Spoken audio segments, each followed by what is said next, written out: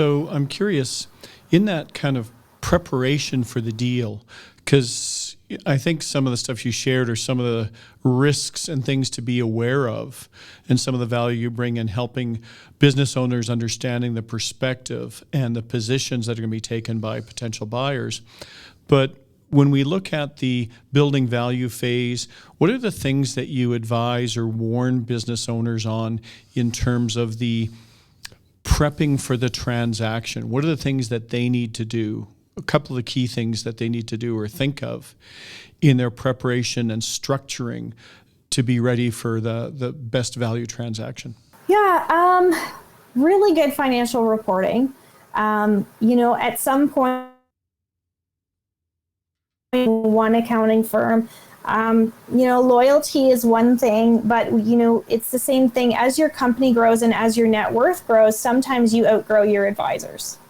And, at this point, sometimes they become very good friends and, you might feel bad about leaving them or going to find other experts, other advisors with different skill set to help you. But it really is important to make sure that your company is being guided by the appropriate advisors. You don't want, Aunt Sue doing your bookkeeping when you're a multi-million-dollar company, and there could be errors that you're not aware of. So the quality of the financial reporting in the years prior to a sale is so important.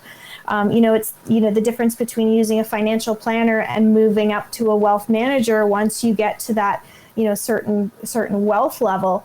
Again, your agenda may change. You've got more wealth that needs to be protected. And so you kind of have to, as your company grows, you have to raise the caliber of your advisors.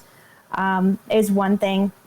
Your financials are, as Rob, you probably saw, as your financials were scrutinized. As much as you tried to focus on the future, your financials in your sale were scrutinized. And so making sure that they're very clear. A lot of business owners that are smaller in nature or owner operated at any size are often still writing things off within the company that are not, maybe, assets that are in the books that aren't used in day-to-day operations. You're coming up against, qualifying for capital gains exemption at that point as well. So, the quality of those books in the last few years is really important.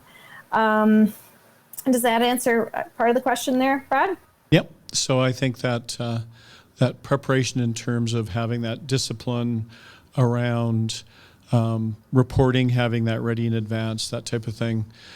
To me, it also implies, though, if you are getting that timely data and accurate, structuring it so that it is making your EBITDA look good, so your valuation is better, but also taking that information and using it to improve your operations. What gets measured gets done, what gets fed back gets done well.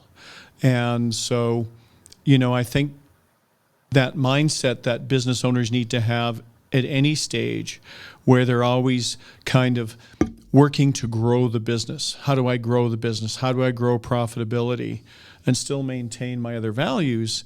But if I really want to maximize my value, I've got to make this look good.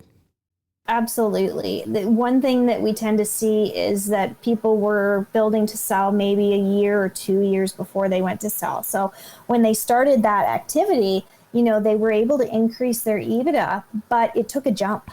And so a buyer's going to look at the last 3 to 5 years. And if they don't have that consistent history of growth or the consistency in the EBITDA, they'll question it.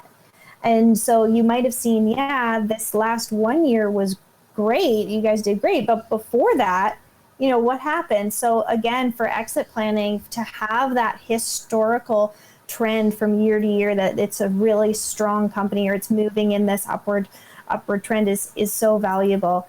As far as the EBITDA piece, also, keeping those personal expenses out of it, having clean books. I think you had one more comment there, Brad, and I've lost my response to it.